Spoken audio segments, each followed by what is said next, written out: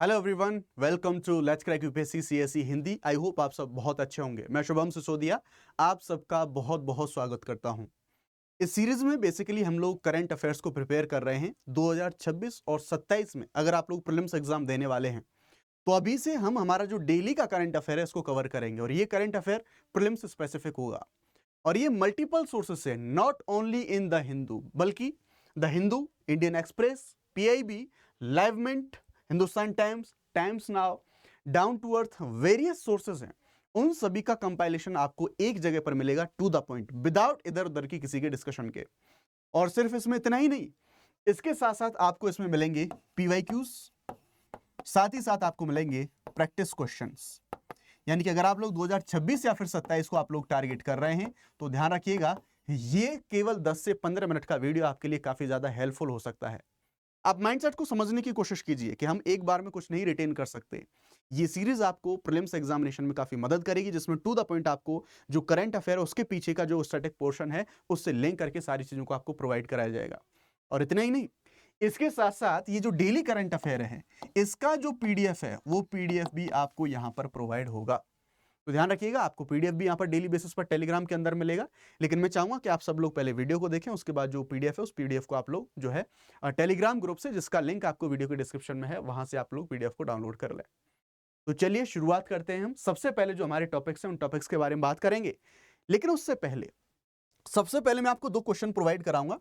पहले आपका एक प्रैक्टिस क्वेश्चन होगा और दूसरा अंत में आपके लिए एक पीवाईक्यू होगा। जिन टॉपिक को हमने पढ़ा है उससे रिलेटेड यूपीएससी ने अपने प्रीलिम्स एग्जामिनेशंस में जिन क्वेश्चन को पढ़ा है उन क्वेश्चन से आपका दूसरा पीवाईक्यू देखने। तो दो क्वेश्चन आपको मिलेंगे।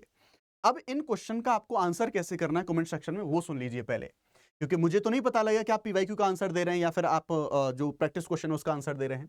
तो आपको कमेंट सेक्शन के अंदर कुछ ऐसे लिखना है कि practice question answer is B, PYQ answer is C. इस तरह से आपको आंसर जो है अपने कमेंट सेक्शन के अंदर देने हैं। तो सबसे पहले मैं आपको आज पूछने वाला हूं प्रैक्टिस क्वेश्चन। अगर आप इस क्वेश्चन का आंसर दे पाते हैं तो अच्छी बात है, नहीं दे पाते तो इस पूरे वीडियो के देखने के बाद आप उस कंडीशन में होंगे कि इस टॉपिक से रिलेटेड इस क्वेश्चन का आंसर आप लोग कर पाएंगे। चलिए देखते हैं सबसे पहले क्वेश्चन। निम्न में से कौन सा कथन गंगोत्री नेशनल पार्क के बारे में सही है? तो पहला स्टेटमेंट यह है, यह गंगोत्री पार्क उत्तराखंड के चमोली जिले में स्थित है और यमुना नदी के किनारे पर फैला हुआ है। यह पार्क भारत और नेपाल की अंतरराष्ट्रीय सीमा पर स्थित है, बी ऑप्शन है। सी ऑप्शन है, यह पार्क गढ़वाल हिमालय के गंगोत्री समूह की पर्वत श्रृंखला है उसमें स्थित है और गंगोत्री ग्लेशियर भी यहां पर आता है। ऑप्शन नंबर डी यहां पर यह है कि यहां केवल समतल क्षेत्र में मिलने वाले वन्य जीव यहां पर ये पाए जाते हैं। Option A B C D, कौन सा राइट ऑप्शन होगा वो आपको practice question answer B A C D जो भी है आपका जो बताना है वो आप मुझे बताएंगे। बिना देरी किए हुए, बिना इधर उधर की बात किए हुए, जो डेली की सभी सोर्सेस से प्रमुख खबरें होंगी उनके बारे में टू द पॉइंट आपको यहां पर बताने वाला हूं। तो सबसे पहली जो प्रमुख खबर है वो है हमारी यूएनएफपीए यानी कि संयुक्त राष्ट्र जनसंख्या कोष, इससे संबंधित। क्या कहती है ये खबर?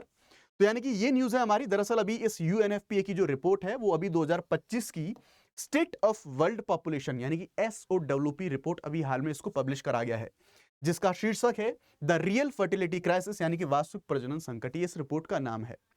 साथ ही साथ देखेंगे इस रिपोर्ट में यह बोला गया है कि हर 3 में से एक जो वयस्क व्यक्ति है वो भारतीय अनचाही गर्भावस्था में है, यानी कि वो एक्चुअल में नहीं चाहते उस प्रेगनेंसी में रहना। जबकि 30% लोगों की इच्छा अधूरी रह जाती है, यानी कि वे या तो ज्यादा या फिर कम बच्चे चाहते थे लेकिन वैसा नहीं हो पाया। अनचाहे बच्चे जो है यहां पर हमें देखने को मिल रहे हैं। मुख्यालय देखें तो न्यूयॉर्क और अमेरिका, ये यूएनएफपीए का जो मुख्यालय ये हमें यहां पर देखने को मिलता है। अगेन वन चीज, एक और वन थिंग जो मैं आपको रिमाइंड कराना चाहता हूं, मैं आपको कंटेंट दूंगा यहाँ जो यूपीएससी के लिए रिक्वायर्ड होता है, ना कि वो कंटेंट जो आपको इजी लगे। सो हमेशा मैं इस चीज को, क्वालिटी को मेंटेन करने की कोशिश करता हूं। अगर आपको इजी चाहिए, आपको एग्जाम के लिए नहीं रिलीवेंट चाहिए, आप कहीं और से कर सकते हैं, अपने हिसाब से कर सकते हैं। मैं यहाँ पर सिर्फ वही प्रोवाइड कराऊंगा जो एग्जाम के लेवल का होगा। तो कई बार अगर कोई कंटेंट हार्ड लगे तो प्लीज घबराना मत, क्योंकि अल्टीमेटली एग्जाम में आपको इस लेवल को टच करना पड़ेगा। राइट नाउ अब इस रिपोर्ट के बारे में हम बात करें, जिस रिपोर्ट का नाम मैंने अभी आपको बताया, इस रिपोर्ट का नाम था state of the world population 2025 the real fertility crisis, ये इसका टाइटल था। तो देखेंगे यहां पर जो इंडिया की पॉपुलेशन है अप्रैल 2025 तक अनुमानित रूप से 146.39 करोड़ तक ये जो पॉपुलेशन है, ये पॉपुलेशन इतनी हमारी यहां पर पहुंच चुकी है। अब हम बात करें 2025 की रिपोर्ट के अनुसार, अगर इंडिया की कंडीशन के बारे में बात करें, भारत की स्थिति के बारे में बात करें, तो वर्तमान जनसंख्या की जो स्थिति है वो दुनिया का सबसे ज्यादा मैक्सिमम पॉपुलेशन वाला जो देश है वो हमारा इंडिया बन चुका है, जिसकी जनसंख्या लगभग 140.39 करोड़ हमें यहां पर देखने को मिलती है। खत्म ना। ये चाइना, यानी कि चाइना की कितनी है तो 1.4 1.61 करोड़, इसको पीछे हम छोड़ चुके हैं, एक उपलब्धि हमने दर्ज करा ली है। जनसंख्या का अनुमानित चरम बिंदु यानी कि भारत की जनसंख्या लगभग 170 करोड़ पहुंचेगी। इसके बाद 40 वर्षों में जो गिरावट है पॉपुलेशन में वो डिक्लाइन होने की संभावना हमें यहां पर देखने को मिल जाती है। अब हम देखेंगे यहां पर टीएफआर में भी जो कमी है यानी कि जो गिरावट है वो हमें देखने को मिली है इस रिपोर्ट के अंदर।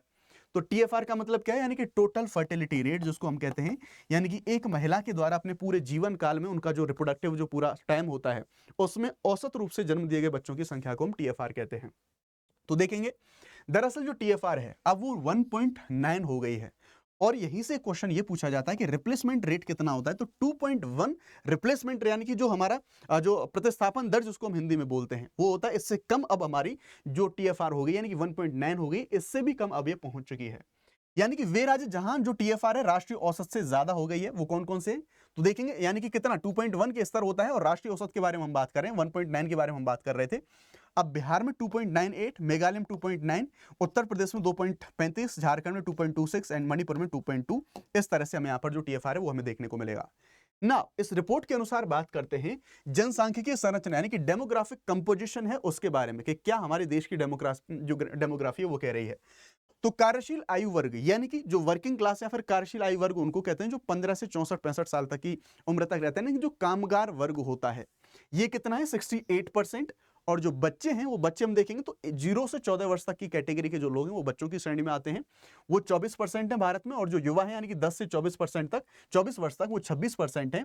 और वृद्ध लोगों की यानी कि 65 वर्ष से ऊपर के जो लोग यानी कि ये 7%। और भविष्य में इन वृद्धों की जो नंबर है वो नंबर बढ़ने की और ज्यादा संभावना है क्योंकि टीएफआर हमारा डाउन हो गया है। तो टीएफआर के बारे में बात करेंगे तो सिंपल सी बात यानी कि एक जो महिला अपने पूरे प्रजनन काल में जितने बच्चे औसत रूप से पैदा करती है उसको हम टीएफआर कहते हैं। ये जो टीएफआर का 2.1 स्तर है इसको स्थिर जनसंख्या बनाए रखने के लिए आवश्यक है, यानी कि जितने लोग जन्म ले रहे हैं उतने लोग मर भी रहे हैं, तो स्टेबल हम लोग बन रहे हैं। रिप्लेसमेंट रेट भी इसको कहते हैं। तो अब अगर ये कम हो गया है दैट मींस अब हमारे यहाँ पर जो पॉपुलेशन है वो एक समय के बाद में डाउन हमें यहाँ पर देखने को मिल रही होगी। ये सिंपल सी बात। अब इस ऑर्गेनाइजेशन के द्वारा जिसके द्वारा इस रिपोर्ट को इश्यू करा गया है उसके बारे में बात कर लेते हैं। तो हम देखेंगे ये एक अंतरराष्ट्रीय विकास एजेंसी है जिसे 1968 में इसको स्थापित करा गया था। क्वेश्चंस आते हैं ऐसी ऑर्गेनाइजेशन से इसलिए बता रहा हूं यहाँ पे। इसका मिशन क्या है, एक ऐसी दुनिया बनाना जहां हर गर्भावस्था इच्छित हो यानी कि इच्छा के अनुसार ही प्रेगनेंसी धारण करी जाए, और हर प्रसव सुरक्षित हो और हर विवाह की संभावनाओं को पूरा किया जा सके। 87 में ये जो नाम है आधिकारिक रूप से संयुक्त राष्ट्र जनसंख्या कोष ये नाम यहाँ पर रखा गया था, लेकिन इसका जो नाम है पुराना संक्षेप अभी भी जो प्रयुक्त होता है जिसे हम यूएनएफपीए कह रहे हैं।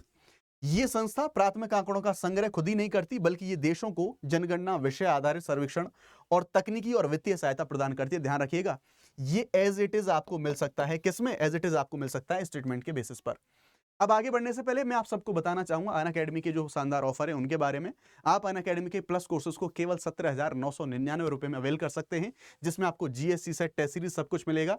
अगर आप इंटरेस्टेड हो तो आप शुभ50 ये कोड अप्लाई कर सकते हैं। आपको shishodia.shubham@unacademy.com आप इस पर मेल करके अपना जो एडमिशन है उसको आप जो है प्रोसीड करा सकते हैं। बैचेस के बारे में बात करें, आगाज हिंदी के लिए जो हमारा संभव, इंग्लिश और बाइलिंगुअल सभी बैचेस अवेलेबल हैं, डिस्क्रिप्शन में लिंक मिल जाएंगे।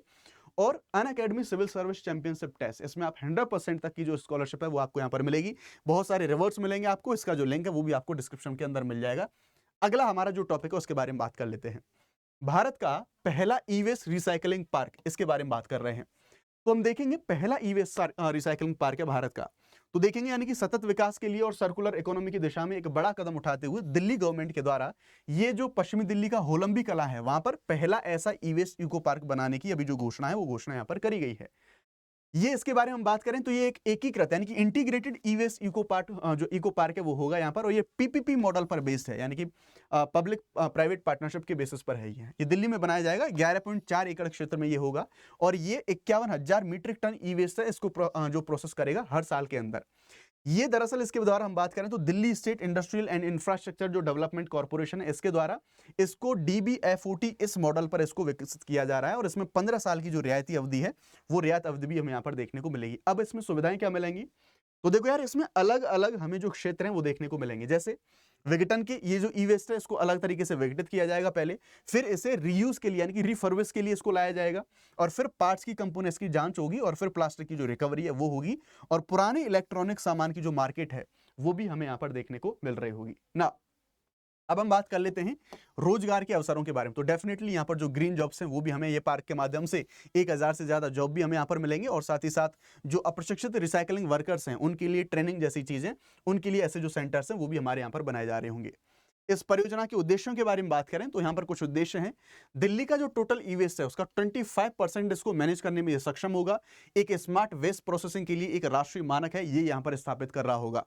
ये सतत शहरी संरचना इसको बनाने में भी यहाँ पर जो अपना मदद है वो मदद यहाँ पर कर रहा होगा। अगला टॉपिक है हमारा खिलाड़ी खोजों से संबंधित। दरअसल क्या होता है खिलाड़ी, तो आप यहाँ पर देख सकते हैं इस तरह से खोजों का खुदाई का एक माध्यम, एक तरीका हमें यहाँ पर देखने को मिलेगा।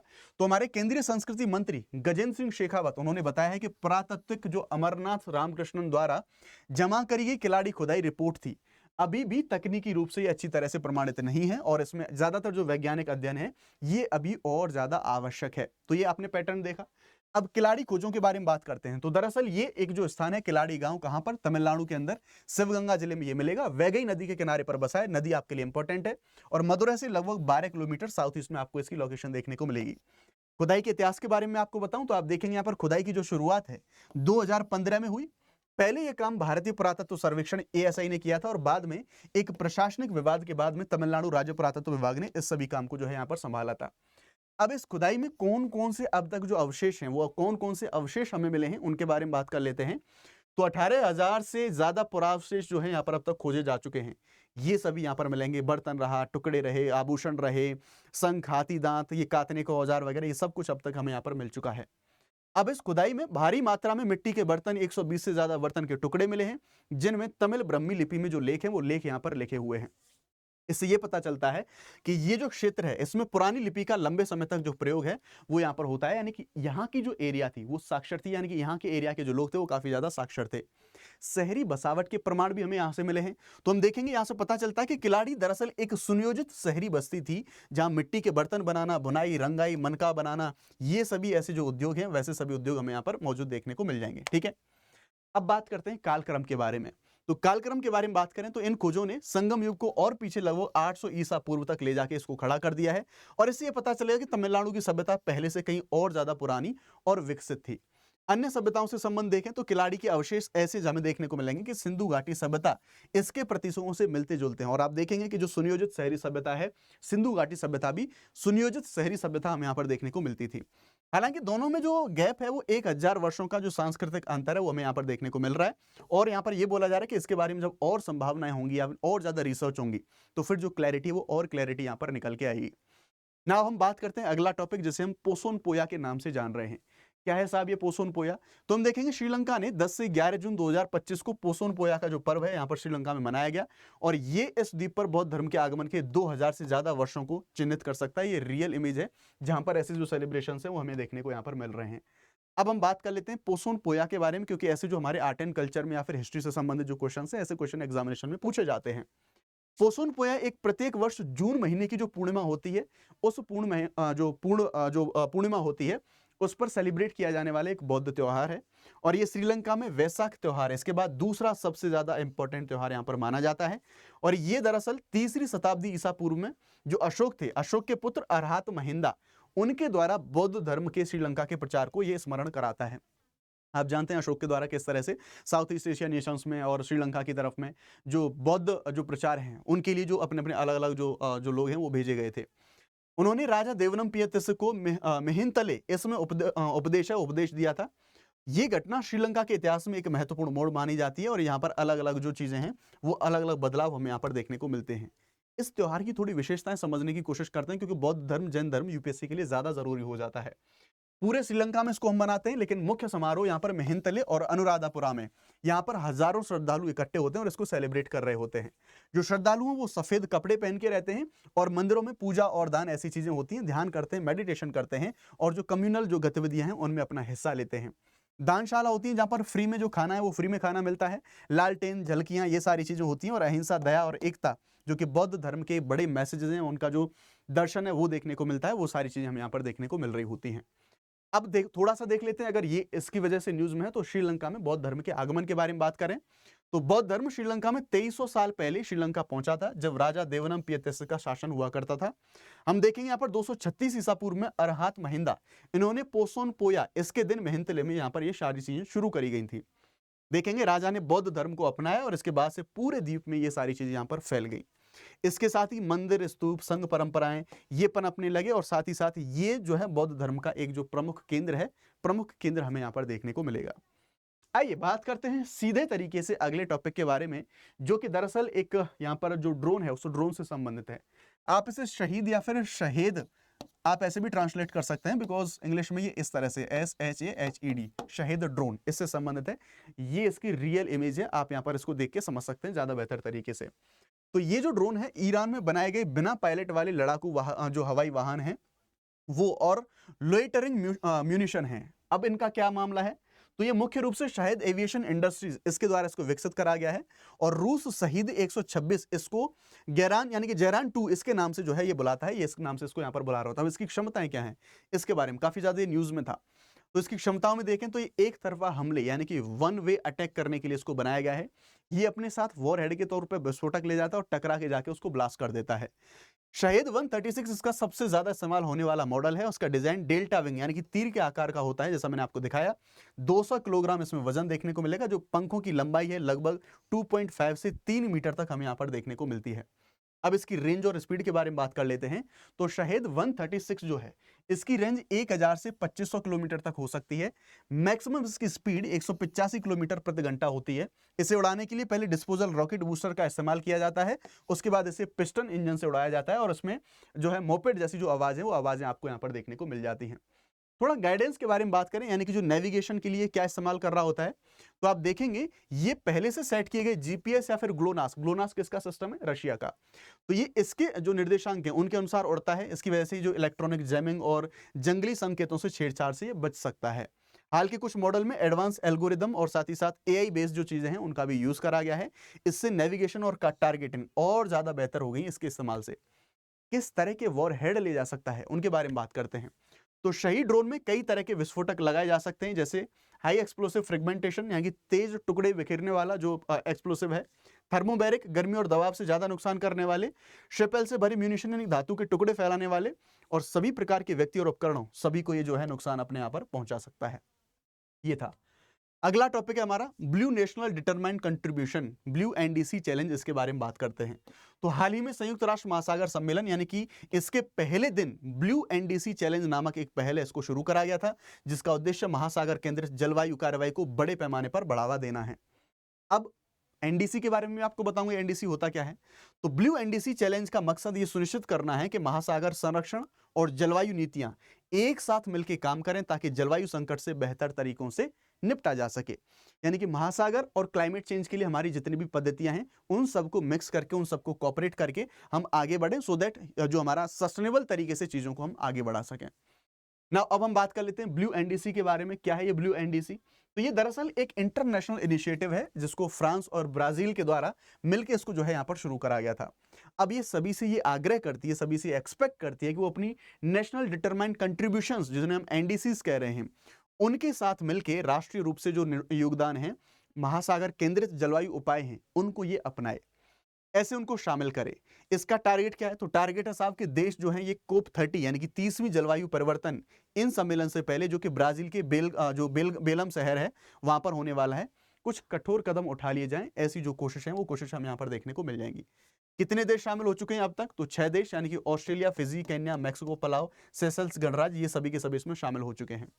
एनडीसीज क्या है? यानी कि जो हमारे हम बात कर रहे थे जो राष्ट्रीय रूप से निर्धारित योगदान क्या है, तो हर एक कंट्री की क्लाइमेट जो अपनी प्लानिंग है, योजना है, वो योजना होती है। अब ये देश ये बताते हैं कि ग्रीन हाउस गैस उत्सर्जन को कैसे कम करेंगे और जलवायु परिवर्तन के जो प्रभाव हैं उनके अनुकूल कैसे बनाएंगे। ये सारे के सारे जो एनडीसीज हैं ये पेरिस समझौते के अंतर्गत आते हैं, जिसे 12 दिसंबर 2015 को यूएनएफसीसी कोप 21 के दौरान 195 देशों ने पेरिस, फ्रांस, यहां पर इसको अडॉप्ट करा था। अब इसका मेन ऑब्जेक्ट क्या है, मुख्य उद्देश्य इसका क्या है? तो देखिए, वैश्विक औसत तापमान में वृद्धि को 2 डिग्री सेल्सियस से नीचे रखना, ये इसका उद्देश्य है। और तापमान वृद्धि को 1.5 डिग्री सेल्सियस तक सीमित रखने का प्रयास तेज करना, ये इसका ऑब्जेक्ट हमें यहाँ पर देखने को मिल जाएगा। अगली न्यूज आपकी गंगोत्री नेशनल पार्क से रिलेटेड है। दरअसल ये आप इसका जो एंट्री गेट है वो आप देख सकते हैं और ये उत्तराखंड में आपको देखने को मिलता है। उत्तराखंड का जो उत्तरकाशी जिला है, आप वहां पर देखेंगे कि वहां के निवासी हैं, उन्होंने केंद्र सरकार को एक पत्र लिखा और उन्होंने बताया कि साहब हमारे पार्क में और भागीरथी इको सेंसिटिव जोन है, उसके अंदर जो बनाए जा रहे नए कचरा जलाने वाले जो संयंत्र हैं, जिन्हें हम इंसिनेटर्स कहते हैं, उनको लेके कुछ जो चिंता है वो चिंता यहाँ पर उनके द्वारा व्यक्त करी गई है। अब इस पार्क की जो लोकेशन है वो आपके लिए काफी ज्यादा जरूरी हो जाती है और इस पार्क के बारे में जान लेते हैं। तो उत्तराखंड उत्तरकाशी के अंदर आपको देखने को मिलता है। भागीरथी नदी के ऊपरी जल ग्रहण क्षेत्र के साथ में ये फैला हुआ है। इंटरनेशनल अगर सीमाओं के बारे में बात करें तो आप मैप को देखेंगे तो आप ज्यादा कंफर्म यहाँ पर अच्छे तरीके से हो पाएंगे। इसका जो उत्तर पूर्वी भाग है भारत और तिब्बत के साथ अंतरराष्ट्रीय सीमा लगाता है। देखो ये है यहाँ पर गंगोत्री नेशनल पार्क। तो इंडिया का जो बॉर्डर है यहाँ पर ये नेपाल के साथ में, और जो तिब्बत वाला एरिया है ये चाइना की जो पूर्वी भाग, भारत और तिब्बत यानी कि जो अंतरराष्ट्रीय सीमा है वो यहाँ पर बना रहा है। ये जो तिब्बत वाला एरिया है वो हमें देखने को मिलेगा। ये park Kedarnath wild life sanctuary और गोविंद नेशनल पार्क यहाँ से भी ये सटा हुआ है। ठीक है, तो ये हमने यहाँ पर इस चीज को देख लिया, इसके जो प्रमुख फैक्ट है इनके बारे में। अब कौन कौन से पर्वत श्रृंखलाएं और कौन कौन से जो ग्लेशियर्स हैं वो यहाँ पर पाए जा रहे हैं उनके बारे में बात करते हैं। तो यहाँ पर जो पर्वत हैं वो गंगोत्री समूह का सभी हिस्सा हैं। सारे के सारे जो पर्वत हैं ये गढ़वाल हिमालय की एक उपश्रृंखला है और पूर्वी हिमालय में ये आते हैं। इसमें कई महत्वपूर्ण पर्वत शिखर हमें देखने को मिल जाते हैं, जैसे चौखंबा के नाम से ये सीरीज है इनकी सारी की सारी।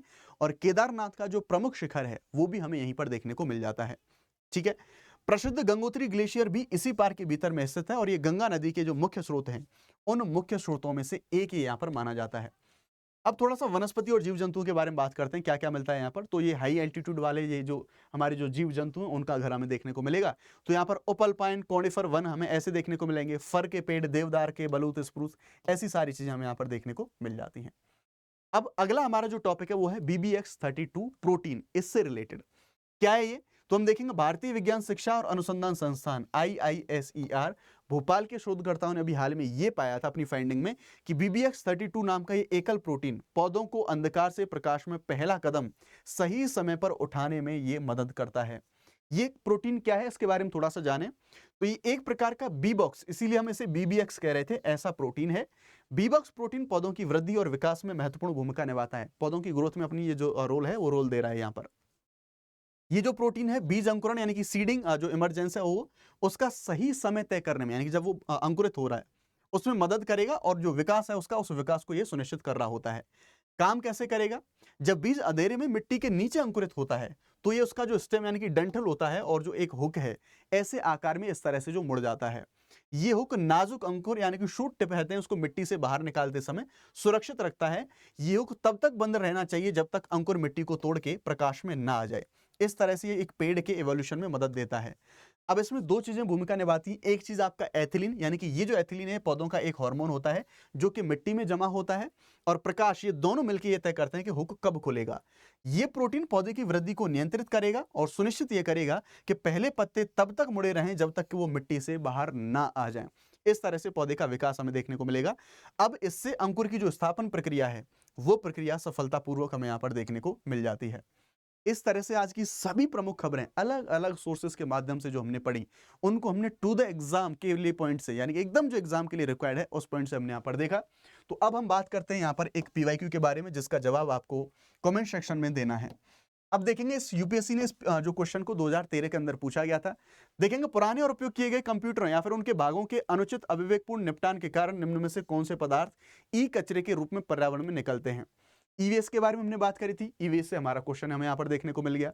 तो कौन कौन से पर्यावरण में निकलेंगे, बेरिलियम, कैडमियम, क्रोमियम, हेप्टाफ्लोर, पारा, सीसा, प्लूटोनियम। ये आपको सही जवाब देना है 1 3 4 6 7 1 2 3 5 6 2 4 5 7 1 2 3 4 5 6 7। सही जवाब आपको यहाँ पर अपना कमेंट सेक्शन के अंदर बताना है और ये आपके लिए एक चुनौती है। Thank you very much. जय हिंद।